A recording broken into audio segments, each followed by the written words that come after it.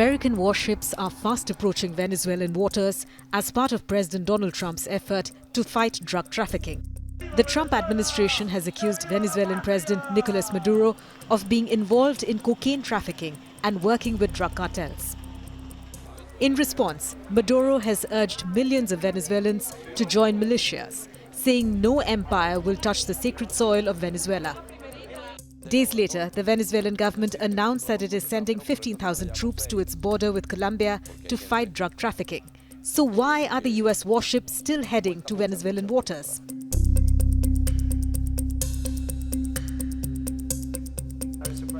The Trump administration has reportedly dispatched Navy warships to the southern Caribbean, saying that these missions are intended to counter threats to US national security posed by narco-terrorist organizations in the region.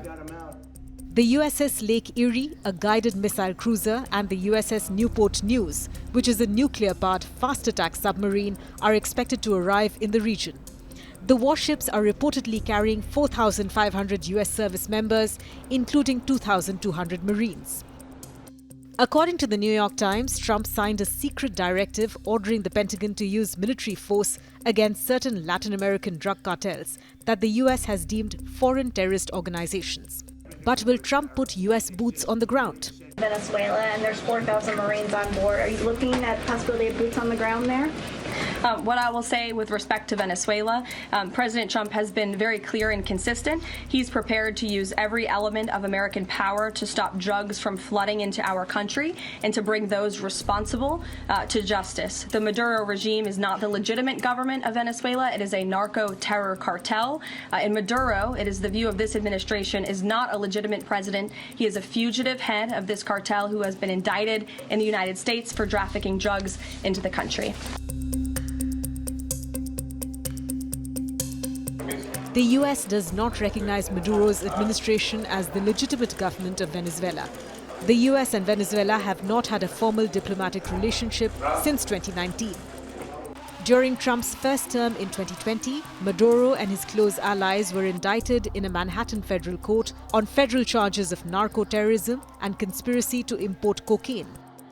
Back then, Washington offered a $15 million reward for his arrest.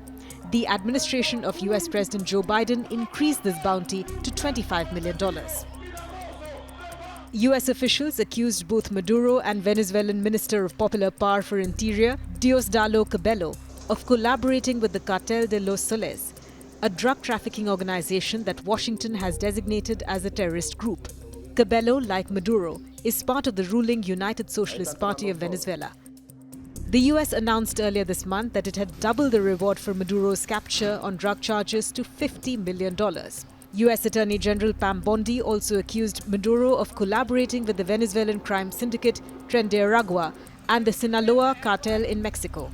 The DOJ has seized over $700 million of Maduro-linked assets, including 2 private jets, 9 vehicles, and more. Yet Maduro's reign of terror continues. He is one of the largest narco-traffickers in the world and a threat to our national security. But the US government has not provided any evidence linking Maduro to drug cartels, and he in turn has rejected the Trump administration's accusations.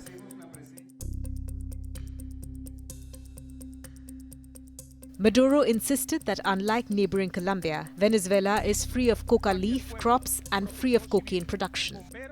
Maduro, who has also criticized the US government for not addressing the drug consumption within its borders, has mobilized hundreds of thousands of local militia members to strengthen national security amid the threats from Washington. Some 15,000 Venezuelan troops have also been dispatched to the country's border with Colombia to crack down on criminal groups, including those involved in drug trafficking.